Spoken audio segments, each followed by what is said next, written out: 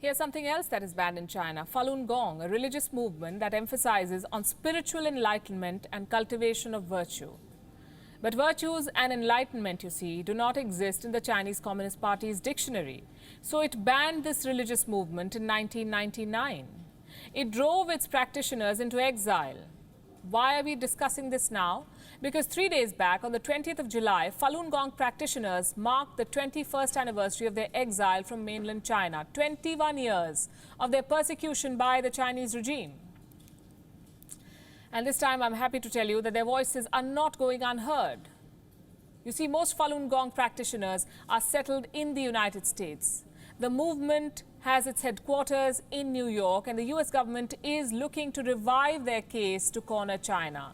Leading the charge is US Secretary of State Mike Pompeo. He has said that he has asked Beijing to make public the whereabouts of missing Falun Gong practitioners.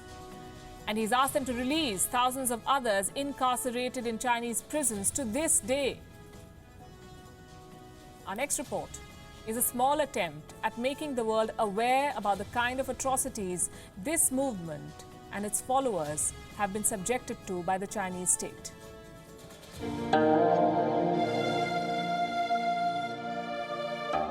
It is a religious movement.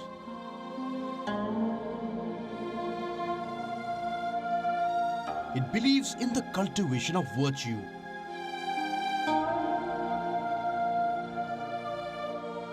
It emphasizes on spiritual enlightenment.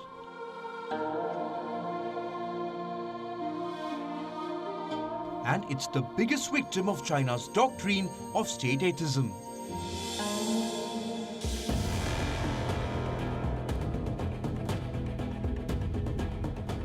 This is the story of Falun Gong, of the DHARMA Ved practice.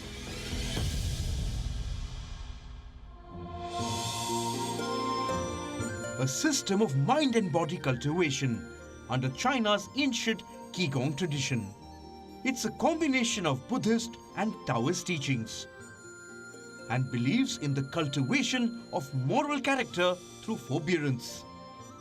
Falun Gong was established by the famous Chinese spiritual leader HONGZHI in May 1992. His movement attracted tens of millions of urban Chinese citizens. It also gained significant popularity across the world.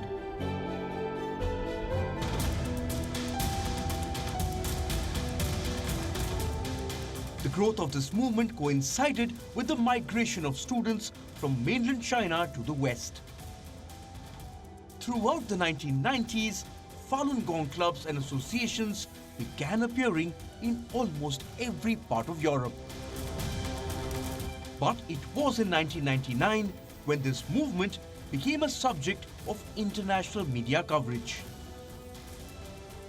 After months of tension between Falun Gong practitioners and the Communist Party, China declared it illegal. It said Falun Gong was advocating superstition. In the years that followed, the CCP launched a propaganda campaign to cast the movement as an evil cult.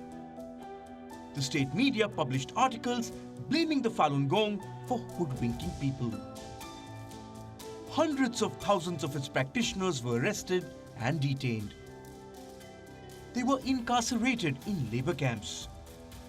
They were subjected to torture, arbitrary execution, and organ harvesting. In 2006, a report by Canadian MP David Kilgour uncovered China's atrocities on Falun Gong practitioners. The report revealed a significant increase in China's annual organ transplant since 1999, the year when China began the crackdown. In 2016, another report was released. It estimated the volume of organs harvested to be around 100,000. As of today, Falun Gong does not exist in mainland China. Its practitioners are mostly based overseas, trying to draw the world's attention to their plight. In September 2019, WION traveled to New York to cover the UN General Assembly session. We carried a report on the annual protests that coincide with the UNGA outside its headquarters. Seated quietly among the protesters were Falun Gong practitioners. Images like these, people very quietly making their point. Persecuted for their beliefs, banished for their practices, and robbed of their organs.